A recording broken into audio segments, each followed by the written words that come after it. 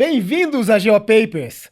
Aqui nós te ensinamos a se manter atualizado em ginecologia e obstetrícia, mesmo que você não tenha tempo para estudar. Eu sou Fabiano Serra. Eu sou Jader Burtê. E o tema do nosso videocast de hoje é: o que todo médico precisa saber sobre sangramento uterino anormal. E aí, Jader? Tema bem do dia a dia, né? Acho que é um tema bem para quem atende, para quem pratica consultório, ambulatório, posto de saúde, emergência, né? Então acho que é um tema que certamente todo médico, não só quem é GO, né? Mas certamente todo médico já deve estar super calejado aí de atender, e acho que vale a pena a gente discutir aqueles pontos mais importantes, né? Sem dúvida, a gente sempre vai se esbarrar com uma mulher que tem um sangramento uterino anormal, né? Nossa prática clínica, como médico de posto de saúde, como médico emergencista, enfim, essas mulheres vão chegar pra gente. Vou começar o nosso videocast de hoje com a seguinte pergunta, Jader. Quais são as possíveis causas de sangramento uterino anormal? Então, Fabiano, assim, a gente tem várias causas que podem ser elencadas aí, né, dentro daquela paciente que chega com um quadro de sangramento anormal, e essas causas elas podem ser estruturais, podem ser alterações estruturais no útero da paciente, assim como podem ser alterações não estruturais, né? Então, geralmente, o que se faz? Primeiro, a gente precisa fazer uma abordagem da paciente para entender se ela não tem risco de estar grávida, que é um dos principais, é o principal diagnóstico diferencial dos sangramentos anormais no MENACME. E aí, então, a gente vai pensar nas causas possíveis, né? Dentro das causas estruturais, a gente pode listar os pólipos, a adenomiose, os miomas, né? Que pela prevalência é a principal causa estrutural de sangramento anormal. Tem que lembrar também de malignidade, aí entra as hiperplasias e o câncer de endométrio. E também a gente tem que lembrar daquelas causas que não são estruturais, que aí entra coagulopatia, entra sangramento por anovulação, né? Aquelas pacientes que têm ciclos anovulatórios e que acabam proliferando tanto o endométrio que quando elas menstruam bastante. Causas infecciosas como as endometrites, né? E aquelas causas iatrogênicas. E dentro das causas iatrogênicas entra aí, por exemplo, o DIU, né? Na verdade, o DIU, às vezes a gente usa essa palavra iatrogênica como sendo uma coisa sempre ruim, né? Não, iatrogenia é qualquer atividade médica, né? Qualquer coisa que seja feita pelo médico, pela médica, né? Naquela paciente. Por exemplo, se ela colocou um DIU, foi uma pessoa que colocou o DIU ali dentro. Então, entra dentro das causas iatrogênicas de sangramento aumentado. Tudo isso deve ser considerado, inclusive as causas obstétricas, né? Que aí entra o aborto, a ameaça de aborto, a gestação ectópica e a doença trofoblástica gestacional. Perfeito, Jader. Acho que tudo que você falou aí é aquele Palm Cohen, né? Que a gente consegue lembrar das causas estruturais e não estruturais, né? Exato. Então esse é um método mnemônico que a gente usa para memorizar todas essas causas de sangramento uterino anormal. E chegou uma paciente pra gente. Então vamos lá.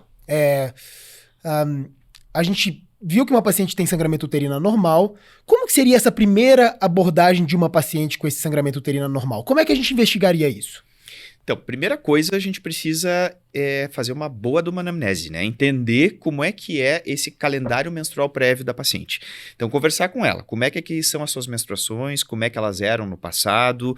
Alterou de quanto tempo para cá, né? Então, isso é uma coisa que é bem importante, fazer uma anamnese para a gente entender, assim, em relação não só ao fluxo. Às vezes elas chegam com a queixa do fluxo excessivo, mas tem que saber, assim, como é que é a periodicidade. Às vezes elas vão te dizer assim, não, eu tô sangrando bastante, né? As minhas últimas menstruações é aquela coisa assim que chega a passar na roupa, né, de me constranger, de eu ter que sair no meio do trabalho porque passou na roupa. Tá, mas como é que é a ciclicidade?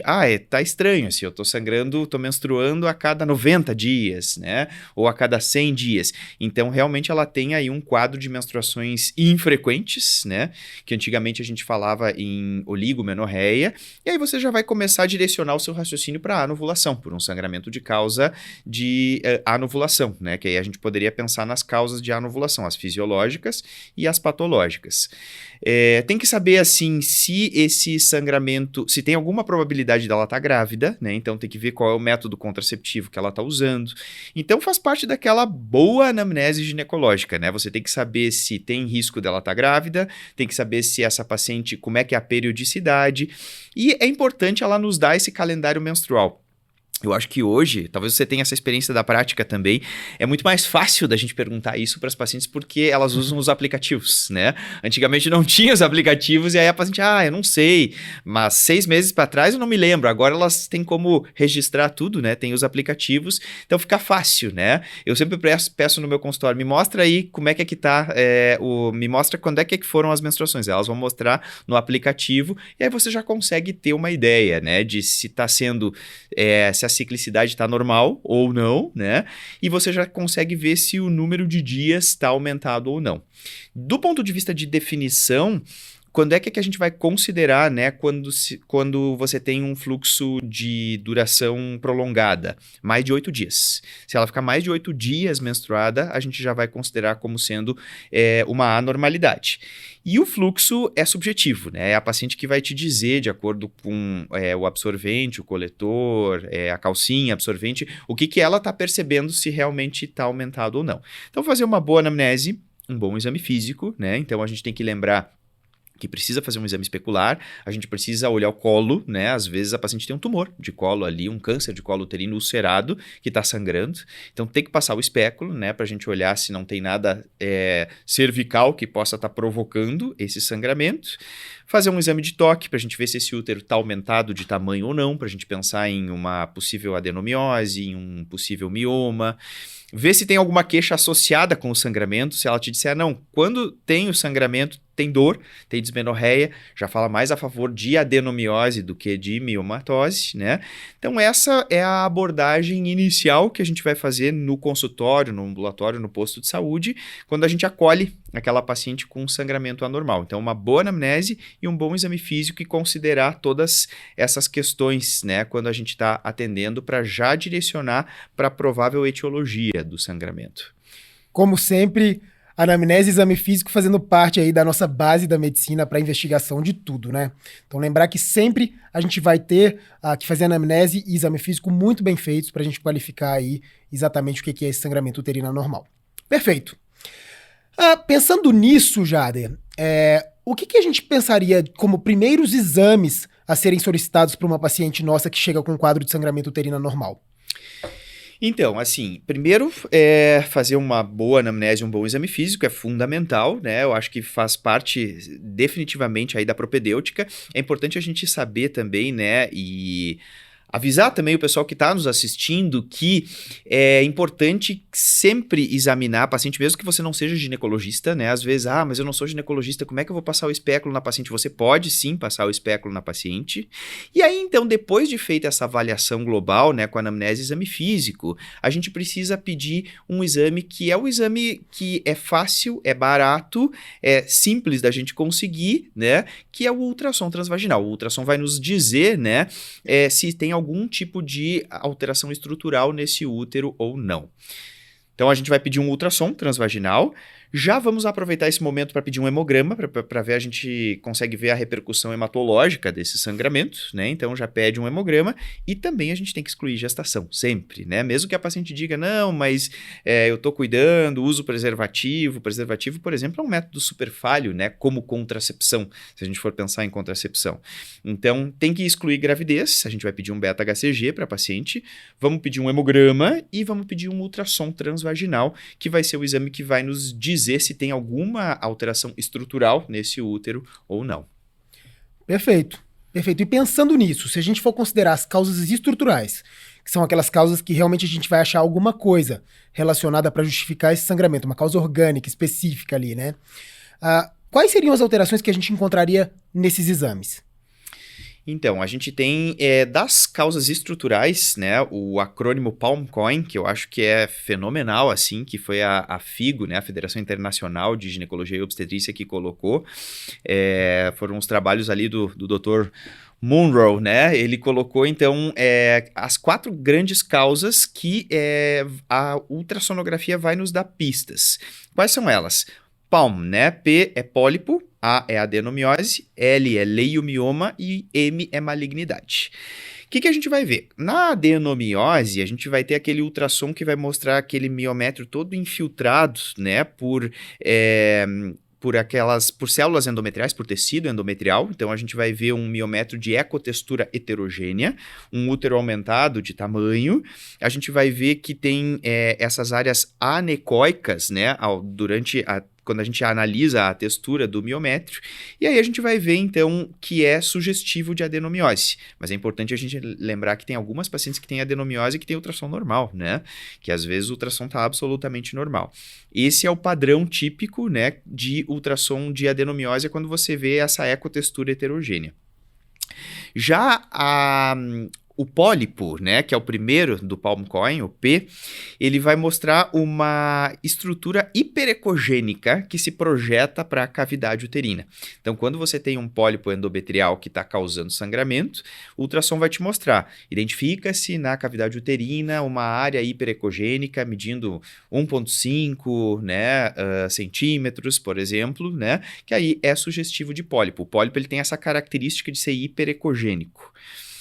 Aí a gente tem o leiomioma, que é o mais prevalente. O leiomioma é o contrário do pólipo, ele é hipoecogênico, né? Então ele vai ser aquela área nodular, é uma estrutura nodular, se enxerga um nódulo no ultrassom hipoecogênico, sugestivo, o próprio ultrassonografista já descreve, né, que é sugestivo de leiomioma, ou simplesmente mioma uterino, e ele vai dizer qual é a topografia, se é submucoso, intramural ou subseroso, e vai te dizer também o tamanho dele, né? E o M, que é a malignidade, a gente vai ver aquele endométrio espessado. Então, se você tem uma hiperplasia ou uma suspeita de câncer de endométrio, a gente vai ver aquele endométrio super espesso, né, que a gente enxerga no ultrassom. Então, é o exame que vai te dizer, né, as causas estruturais, vai te mostrar, vai te direcionar para qual causa estrutural que a paciente tem, né, e que é o que está causando esse sangramento excessivo. Às vezes na malignidade a gente vai ver também um Doppler ali um pouquinho aumentado na região da base do tumor, né, já invadindo o miométrio, então a gente consegue também associar isso à ultrassonografia, felizmente hoje em dia, né, isso ajuda também de alguma forma. Perfeito. Pensando agora nas causas não estruturais, queria que você comentasse um pouquinho sobre cada uma delas. Eu sei que você já comentou no início do nosso videocast, mas eu queria que você abordasse um pouquinho mais profundamente cada uma delas. Fala pra gente um pouco das causas não estruturais. Então, as causas não estruturais, na verdade, é o COIN, né? Então, é o C de coagulopatia, o O de causas ovulatórias, o E é de causas endometriais, o I são as causas iatrogênicas e o N são aquelas causas não especificadas, né? O que é, então, o C? O C de coagulopatia. Coagulopatia é quando a paciente tem aquele sangramento importante desde a menarca. É aqueles casos que a gente vai suspeitar nas adolescentes, né? Então, chega aquela adolescente com 14 anos que recentemente teve a sua menarca. Foi um horror, assim, a menarca, ela sangrou muito, né? E ela tem tá tendo ciclos regulares e cada vez que ela fica menstruada é assim, aquela coisa de a paciente dizer assim, puxa vida, alguma coisa errada tem, né? Porque é um sangramento muito profuso. Junto com isso, a gente já pode tentar coletar outras coisas, né, na anamnese. Ela pode te dizer, não, todas as vezes que eu me cortava, né, eu sangrava bastante, ia no dentista, por exemplo, e sangrava bastante. Às vezes tem uma história familiar também já reconhecida. Mas, às vezes não. Às vezes a gente só consegue fazer o diagnóstico depois das primeiras menstruações. E, de fato, 20% dos sangramentos anormais em adolescentes são causados por coagulopatias. Então, a gente tem como principal representante aí a doença de von Willebrand, mas também a gente tem deficiência de fator 8, tem deficiência de cofator histocetina, né, que também são causas que a gente precisa lembrar em coagulopatia. O O é a causa mais comum das causas não estruturais, né, que é a anovulação. E isso é o nosso dia a dia, né, do ginecologista. Então, a gente vai ver, assim, desde as causas fisiológicas até as causas patológicas. O que é importante a gente lembrar, né, das causas fisiológicas, os extremos da vida reprodutiva, os extremos do menacme. Então, se a gente for pegar, assim, adolescente, elas ainda têm o eixo hipotálamo, hipófise ovário imaturo, né? E aí, então, como o eixo ainda é muito imaturo, elas não conseguem fazer o pico de LH. Se elas não conseguem fazer o pico de LH, elas vão fazer ciclos anovulatórios. É super comum nos primeiros 2 anos subsequentes à menarca a paciente ter ciclos anovulatórios. Então, Então é super comum que elas fiquem longos períodos sem menstruar, 2, 3 meses, depois tem a menarca, né? Aí fica 2, 3 meses sem menstruar e aí quando vem um monte. E essa é a principal causa de sangramento anormal em adolescentes. 20% é por coagulopatias e aproximadamente 80% é por anovulação. Então, por isso que é importante a gente lembrar que, pela epidemiologia, a causa mais comum de sangramentos anormais em adolescentes é a anovulação por imaturidade do eixo. Que é a mesma coisa das pacientes climatéricas, né? Nas pacientes climatéricas também a gente tem a anovulação aí como a principal causa, porque como esgotaram os folículos, ela não consegue mais fazer pico de estradiol, consequentemente não faz mais pico de LH, né? E aí então não ovula. Então elas ficam longos períodos sem menstruar e aí quando menstrua vem bastante. Clinicamente, como é que a gente diferencia, né? Principalmente em adolescente, que às vezes o pessoal me pergunta assim, tá, mas como é que eu vou diferenciar se eu tenho que suspeitar de uma coagulopatia ou se é por anovulação? Pela ciclicidade. Então você pergunta, como é que está o padrão aí? Quando é que veio? Veio há 3 meses atrás, eu fico 3, 4 meses sem vir a menstruação. É o padrão de anovulação. Ou se ela te diz, não, vem todos os meses, mas quando vem um monte, aí fala mais a favor de coagulopatia, né? Então, clinicamente tem essa diferença. E tem também aqueles sangramentos de causa ovulatória, na verdade a anovulação, patológica, que aí a grande representante é a SOP, a síndrome dos ovários policísticos. Então, esse é o O. A gente tem o E também, que são as causas endometriais, que aí a gente teria que pensar nas endometrites, né? Uma clamídia, um gonococo, que às vezes não está causando nenhum sintoma para a paciente, mas aquele processo inflamatório no endométrio está provocando sangramento anormal. Tem as causas iatrogênicas, que aí a principal é o uso de DIU, de cobre, né? A gente sabe que é o efeito colateral, um dos efeitos mais importantes aí do DIU de cobre é o sangramento excessivo. E tem aquelas causas não especificadas, que é quando a gente não sabe, né? Eu sempre digo que em medicina tem um nome bonito, né? Para dizer que a gente não sabe, que é idiopático. E é isso aí, o nome idiopático é uma forma bonita de dizer não sabemos. São 2 palavrinhas, né? Iatrogênico e idiopático, né? São 2 palavrinhas da medicina que a gente adora. Perfeito. E considerando as causas estruturais, tá? Então agora falando realmente de causas anatômicas e estruturais. Como que eu manejaria uma paciente de sangramento uterino anormal, que seja por pólipo, por mioma, né, que tem alguma malignidade? Eu preciso operar todo mundo? Fala um pouquinho sobre o manejo de cada uma das causas. Boa. As causas estruturais, assim, eu sempre digo que GO é muito objetivo, né? Cada vez que eu falo, especialmente essa parte aí de sangramento anormal, eu sempre digo como a nossa especialidade é bacana, porque não tem muito dessa coisa, né? De, vamos testar tal coisa e tal. É muito objetivo, né? Se é pólipo, simples, tira o pólipo. Então, assim, pólipo que está causando sangramento, tem aquela imagem hiperecogênica, você vai tirar, vai fazer uma esteroscopia cirúrgica e vai tirar o pólipo, né? Ponto, nova linha, tá resolvido o problema dela. Se é adenomiose a causa, aí a gente tem um leque de opções de tratamento clínico, né? Então, assim, a gente pode prescrever para essa paciente, por exemplo, um anticoncepcional combinado de uso contínuo, né? Lembrando que a paciente que tem adenomiose, ela também tem dor durante a menstruação, então é mais ou menos o mesmo princípio do tratamento da endometriose, né? A gente usa uma pílula de uso contínuo, dá para você usar uma pílula só de progestogênio isolado, né? Assim como um injetável trimestral também, mas uma opção excelente para paciente que tem adenomiose, especialmente nessa faixa etária aí dos 35, 40 anos, é o sistema intrauterino liberador de levonorgestrel, né? Como ela não tem nenhum abaulamento intracavitário, né? Na adenomiose é só o útero que aumentou de tamanho, porque ele está infiltrado, ele está doente, né? Por endométrio ali no meio do músculo. O sistema intrauterino DIU com levonorgestrel é uma ótima opção para essas pacientes. Então, é uma tentativa bem legal, bem bacana, bem válida, que a gente pode indicar para tratar a adenomiose. Mas, claro, que tem que individualizar caso a caso. Se você tiver, por exemplo, uma paciente que tem prole completa, 45 anos, né, que não está disposta a usar nada hormonal e não está disposta também, ela não quer colocar um DIU com levonorgestrel, a gente pode pensar na esterectomia, né? A esterectomia também vai ser o tratamento definitivo. Mas, claro, como tem mais morbidade, né, a gente sempre tenta primeiro aqueles tratamentos menos invasivos, mas a paciente também tem livre escolha, né, para ela dizer, não quero usar nada de hormônio, quero tirar o útero, ok. É a famosa decisão compartilhada, né, Jader? Essa decisão tem que ser exposta para a paciente, né?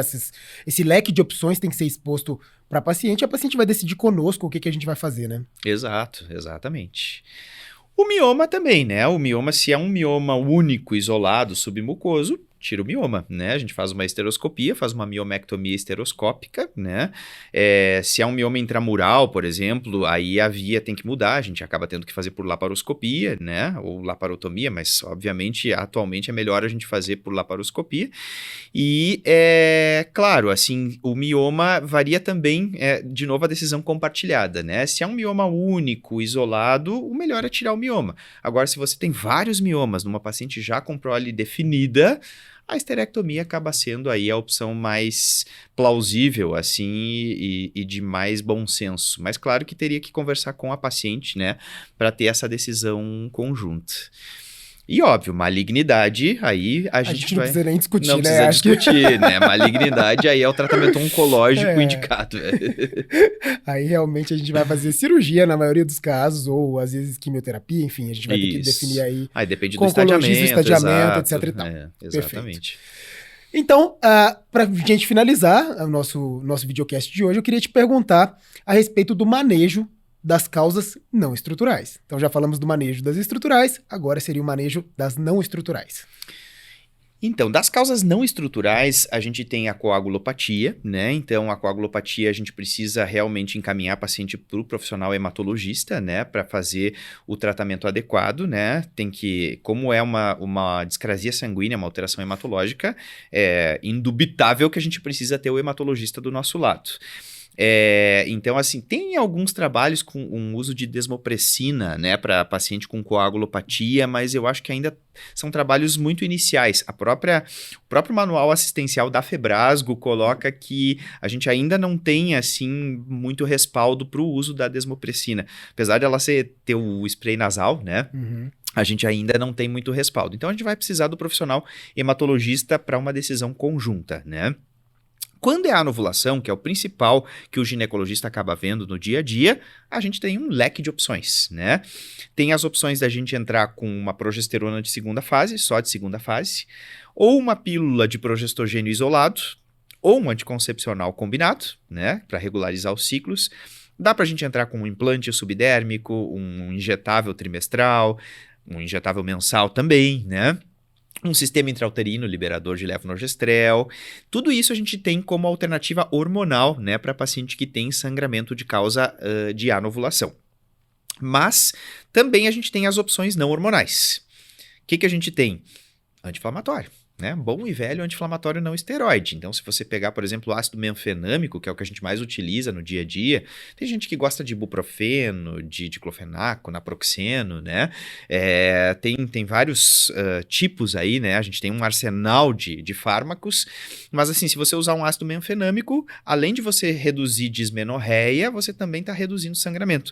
Às vezes as pessoas acham que é só para reduzir a cólica, né? E não é. Ela também age ali na prostaglandina, né? Inibe a COX. E dessa forma a gente consegue ter aí uma diminuição também do sangramento. E tem a opção, Fabiano, do ácido tranexâmico, que é um antifibrinolítico, que é excelente, assim, que a gente tem indicado bastante, especialmente para paciente que não quer usar nada de hormônio.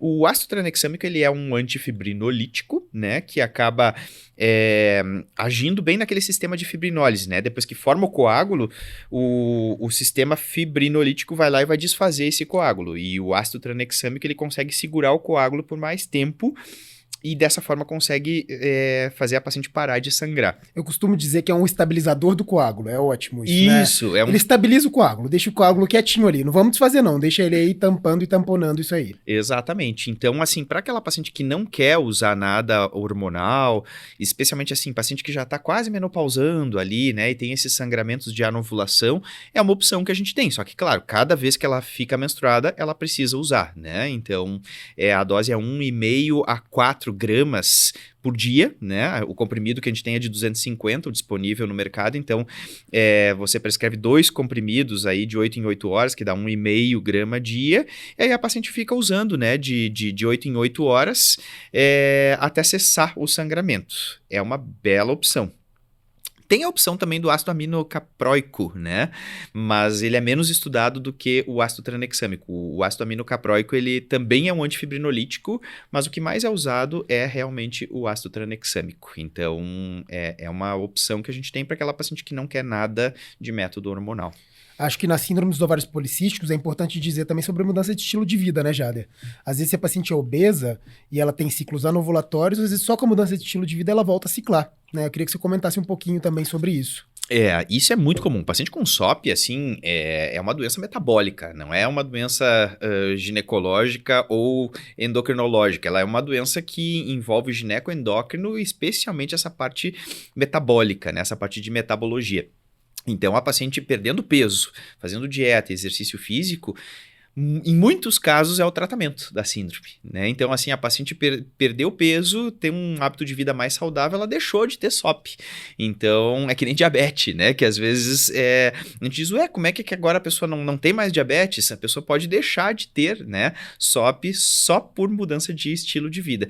E, inclusive, ela pode voltar a ciclar regularmente e ter menstruações normais, porque ela perdeu peso, né? E fez atividade física. Então, é um dos tratamentos também que a gente tem quando o sangramento é por essa causa.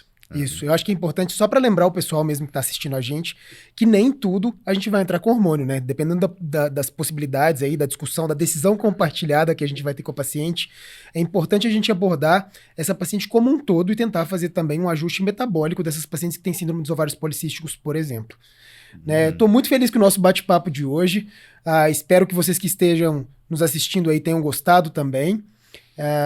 A gente está sempre à disposição, né, Jader? Para quem tiver interesse em mandar dúvidas para a gente, tiver algum questionamento, alguma sugestão de videocast, se você ler um artigo diferente que você acha interessante que a gente discuta aqui também no nosso videocast, manda para a gente é super aberto e está à disposição aí para a gente poder discutir e fazer essa comunidade crescer cada vez mais.